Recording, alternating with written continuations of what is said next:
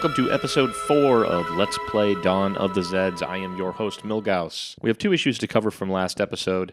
The first is we forgot to put this chaos marker down here on the Chromotechnics lab when the zombie passed through. The second issue, which was a bit more egregious, is when we were firing long range with Sheriff Hunt, we were firing 2 spaces away. We actually needed to shift left once on the gunfire table because of the long range shot. His first roll was a 7. Whether we were rolling on the attack fire of 5 or 4, didn't matter.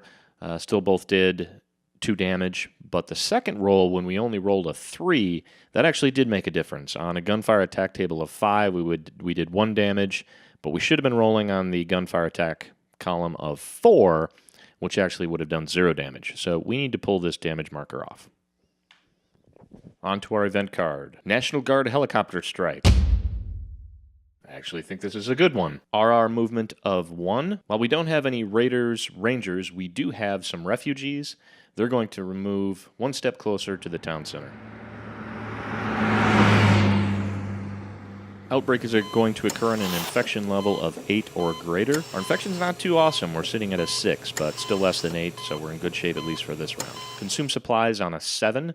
Now this is the first time that it hasn't just said yes or no. So when it has a number listed, what we need to do is count up all of our uninjured civilian armies. So we've got 1 here, 2 here, 3 here, 4 here, 5 here. So we have an uninjured civilian army count of 5. If that number was 7 or greater, and actually 7 is the maximum that it can be, we would have to consume supplies. Since we only have 5, we don't need to. Zeds phase. Zeds are going to activate on the suburbs track as well as the tunnels. Then we have 4 actions, and the event is going to occur in the action phase. Let's activate our zombies. First, the suburbs track. The zombie here in Beauville is going to activate, and he is going to wander his way up 2nd Street and attack our poor civilian army that is badly injured. Zombie strength of 4 compared to a civilian strength of 2. We'll be rolling on the doubles table. There's nothing in here that's going to give us any defensive shifts, so it's just going to be a straight roll on the doubles table. A 3, that's not too bad. So if we look at the doubles table for a roll of a 3, the zombies are going to take 2 damage and retreat, and our civilians are unfortunately going to take 2 damage as well. Retreat our zombies back into 3rd Street. First damage is the counter on the zombie. 2nd damage flips it. They're almost dead, only 1 hit remaining. And unfortunately, the civilians can only take 1 more hit before they're killed. They're to the hospital. And we also need to increase our infection level by 1 for the hand-to-hand combat. And luckily, our refugees were able to move out of that area during the RR movement phase, or they would have been zombie lunch. Activating the zombies in the tunnel track. We only have 1. He is on a secret entrance space. So the first thing we need to do is take a look at the track that secret entrance space goes to. We have 1 zombie in the highway and 1 zombie in the tunnel track, so he is not going to take the secret entrance, and instead simply moves on up into a catacomb space, which we will cover when he attempts to move from the catacomb space. Actions phase. We first need to resolve the event. At the beginning of the action phase, target any 1 space with a Zeds unit and roll a die. On a 1, apply 1 hit to a Zeds unit there. 2 or a 3, apply 2 hits. 4, 5, or 6, apply 3 hits. And does not apply to any Zeds down here in the tunnel track. So if we applied it to these zombies here in Beauville, we would be guaranteed that they would get wiped off the map. However, we have a 7th strength zombie who's attacking these civilians who have no defense. These civilians have a barricade. They also have Colonel Kingman. I think I'm going to target these zombies on the forest track with our National Guard helicopter strike. Oh yeah! A 5 is going to do 3 hits, which is fantastic. First hit is a marker. 2nd hit flips the marker. 3rd hit is going to flip the zombie to his reduced side. 4 actions to spend. First action, I'm going to take a long-range shot with Sheriff Hunt. Let's see if we can knock these zombies off. Normally, Sheriff Hunt would be rolling as an attack strength of 5, but again, since this is long range, we're actually going to do it correct this time, and he will shift left to the 1 and roll on the 4 table. Sheriff Hunt rolls a 3 on the 4 table, and as we know from prior experience, that does no damage. We decrease our ammo level from 5 to 4. I think I'm going to shoot 1 more time. Decrease our ammo from 4 to 3. Oh, that's slightly better, Sheriff. No, it's not. On a roll of 3 to 4, Sheriff still does 0 damage. I don't think I really have a choice. I think I'm going to shoot 1 more time with the Sheriff. Spend an ammo from 3 to 2. That is significantly better. All right, roll of an 11. Strength of 4, we do 3 damage, which is more than enough to destroy this zombie. Made that look hard, Sheriff. Now, since we have only 1 action left from all of that pointless shooting, I had better forage here with Pickles. One thing I didn't realize in the last video is actually foraging with Pickles in the mall district is essentially the same as foraging with Pickles in the town center. Mayor Hernandez will still give Pickles his +1 bonus, and the ability to get supplies or ammo is the same whether you're in these surrounding town spaces or whether you're actually in villages. So, and with the 5 and Mayor Hernandez's help, Pickles, in fact, does roll a 6, which is allowing us to increase our ammo from 2 to 3. It's pretty sad when our most effective hero is a dog. Sheriff Hunt still hasn't used his ability to command civilians around. Unfortunately, the civilian that was next to him is now gone, so that ends our turn. Event card, a hero arrives. I most definitely like the sound of that. RRR movement of 2. We do in fact have some refugees. And they are going to inch ever closer to the marginal safety of the town center. Outbreak is a simple no. Consume supplies is on a 5+. Totaling up our unharmed civilians again, we've got 1, 2, 3, 4, and 5. So we do in fact have to consume supplies. We go down from a 19 to an 18. Zeds are going to activate on the forest, the suburbs, and the tunnels. We'll start with the forest. The strength 4 zombie is going to move his way up slightly closer to St. Thomas. Very good thing that the National Guard was able to soften them up with that helicopter strike.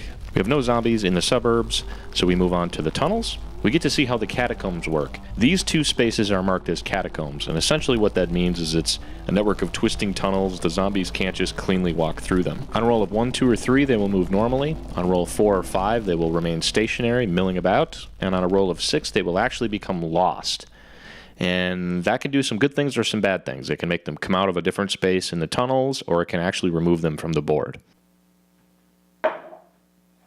Of course, we roll a 1, which simply means the zombies move normally, and they're going to move up into Dr. Martus's office. Now, we haven't met Dr. Martus yet, but we will shortly. And a chaos appears in his office. We have 3 actions with the event happening in the action phase. At the beginning of your action phase, place 1 available hero unit of your choice, not a hero who has already been eliminated, in the town center space. So as much as I would just love to get another character with more guns, I'm going to take the hopefully smarter approach, and I am going to choose Professor, we're going to go with Aggie. A G, Aggie, we'll go with Aggie. So Aggie strolls into town, into the town center, and we now have someone with the capability to actually research. Finally, some brains are around. She also has an interesting ability that once the super weapon is discovered, she can help clear off some of these chaos markers and reduce the infection level at the same time. Very nice ability. We now have 3 actions. For my first action, I'm going to move Sheriff Hunt. I'm actually only going to move him into Suburbia. The reason I'm going to do that is because Mayor Hernandez has another ability called Traffic Control. And what Traffic Control lets you do is enter the town center for no movement. So to get from Suburbia, say to get here to the farm, cost me 0, 1, 2, 3, 4 movement. So if I park in Suburbia, I can still use Sheriff Hunt's ability to command some civilians around and then get him to another part of the board relatively easily. Second action, Sheriff Hunt is going to boss around some civilians, see if we can drum up some ammunition. A 2 bumped up to a 3, unfortunately, is just enough to find nothing. I think it would probably be wise of me, since I've got the good professor now, to get into the laboratory and start working to see if I can get the super weapon. Second action, I'm going to move the professor into the laboratory. Last action, I'm going to try to research. Because my research level is still less than 2, I don't have to spend any supplies when I research. So I just have to roll a 5 or higher, and I will be able to advance the research track. Now, the professor can actually roll 2 dice to do that, giving us a little better chance of making that happen. The professor successfully rolls a 5. Our research increases from 1 to 2. And by the way, we need to get up to a 6 to get the super weapon, so we've got a long ways to go. Event card, where are they all coming from? RRR movement of 0. Our refugees, so close to home, can't quite get there yet. Outbreak is no. That's very good because our infection is at a not-so-sanitary 7. Consume supplies 7. We have less than 7 unarmed civilian armies, so we don't need to consume any supplies. Now here's where it gets bad. All Zeds activate, and there is also an event. At the beginning of the Zeds phase, remove all dead Zeds markers from Zeds units in play. Then place a new randomly drawn Zeds unit on the start space of every track that does not have any Zeds units on it. After placing the new Zeds, proceed normally with the Zeds phase. Fantastic. Look around at all of our Zeds and we would remove any of those wounded markers. None of our Zeds have that. Next, we look at every track and see if there are any Zeds on them. The suburbs are the only track without any Zeds, so we need to put a new Zed on the start space. And we draw a 8 strength zombie. Of course. Couldn't have drawn the 4. We draw the 8. All of the Zeds activate. We'll start with the suburbs. They move up the track 1 space. Next, the forest track. The Zeds are going to advance into the town of St. Thomas. This will activate the civilians and begin a hand-to-hand combat, increasing our infection from 7 to 8. 4th strength versus a 2 strength. We're going to be rolling on the doubles table. That's going to shift to the left 1 because we are in a village, so we will be rolling on the equals table. A 7 on the equals table is 2 damage to the zombies, and they will have to retreat, and 2 damage to our heroic civilians. First, we will retreat the zombies, apply 2 damage. 2 damage to our civilians will be 1 casualty marker, and then a flip. Our refugees are going to pack up all their stuff and head to the farm.